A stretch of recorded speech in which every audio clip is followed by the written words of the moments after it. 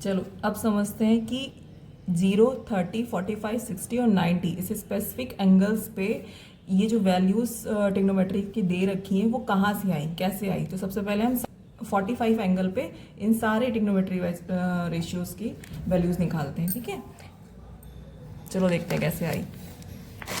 सबसे पहले एक ट्राइंगल ड्रॉ करेंगे, राइट एंगल ट्राइंगल, जिसमें ये दोनों साइड क्या हो जाएंगी, इक्वल होनी चाहिए। ठीक है, इक्वल होगी तभी तो ये 45 एंगल बनेगा, क्योंकि जब दो साइड्स सेम होती है तो उसके साइड्स के भी एंगल्स क्या होते हैं, सेम होते हैं। और जब ये 90 है तो ये ऑब्वियस सी बात कितना हो जाएगा, 45, 45 हाफ हाफ होगा। ठीक है, तो ये हो गया ए, बी और सी, ये हो गया 45, 45। ठीक है, अब हमें तीनों साइड्स पता होगी तभी तो हम रेशियोज निकाल सकते हैं। तो ये थर्ड साइड जो है वो कैसे निकालेंगे, सेम उसी प्रोसेस से, पाइथागोरस थ्योरम से।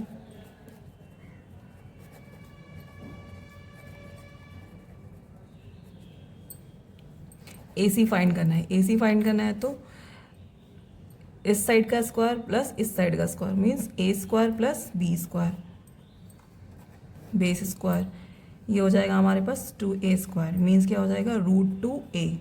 तो AC हमारी, AC की वैल्यू कितनी आ गई, √2A आ गई। ठीक है, अब साइन 45 पे वैल्यू हमें निकालनी है, साइन 45 की निकालनी है वैल्यू। तो साइन की हमारे पास फॉर्मूला क्या था, पर पंडित बद्री प्रसाद हर हर भोले। पहला जो था साइन कॉस फिर टेन, तो sine means perpendicular upon hypotenuse, perpendicular. अब 45 एंगल, 45 एंगल ये देखा, इसके अकॉर्डिंग ये हो जाएगा, चाहे ये 40, दोनों सेम है तो इसमें कोई डिफरेंस नहीं है। ठीक है, क्योंकि हमारा परपेंडिकुलर और बेस क्या है, हमारा सेम ही है। तो sine 45 means perpendicular upon base means A upon perpendicular upon hypotenuse, तो ए अपॉन √2A हो जाएगा। ठीक है, ए से ए कैंसिल हो गया, 1/√2। ठीक है, अब देखो साइन 45 पे कितनी वैल्यू होती है साइन की, 1/√2 होती है ना, ये निकल गई वैल्यू हमारी। अब नेक्स्ट कॉस की निकालते हैं। कॉस 45 पे क्या होती है, कॉस 45 का रेशियो क्या होता है, बेस अपॉन हाइपोटेनियस। अब यहाँ बेस क्या है, बेस भी ए ही है, तो A upon hypotenuse means √2A, ए से ए कैंसिल, 1/√2 हो गई। अब कॉस 45 पे भी क्या होता है, 1/√2 वैल्यू होती है।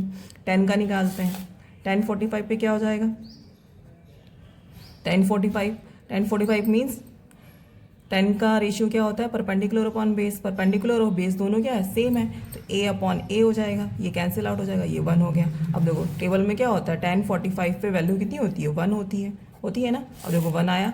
ठीक है, इस ये 3 हमने निकाल दी। अब 3 इसका रेसिप्रोकली सेम क्या हो जाएगा, बाकी रेस्ट ऑफ वैल्यूज हो जाएंगी। अब साइन 45, साइन का रेसिप्रोकल कौन होता है, साइन का रेसिप्रोकल कौन होता है, कॉसेक, कॉसेक होता है। तो कॉसेक 45 क्या हो जाएगा, इसका जस्ट आप क्या कर दोगे, रेसिप्रोकल कर दोगे, तो 1/√2 का रेसिप्रोकल क्या हो जाएगा, √2 हो जाएगा। ठीक है, टेबल में देखो क्या होता है, √2 होता है ना कॉसेक का, देखो √2 आ गया।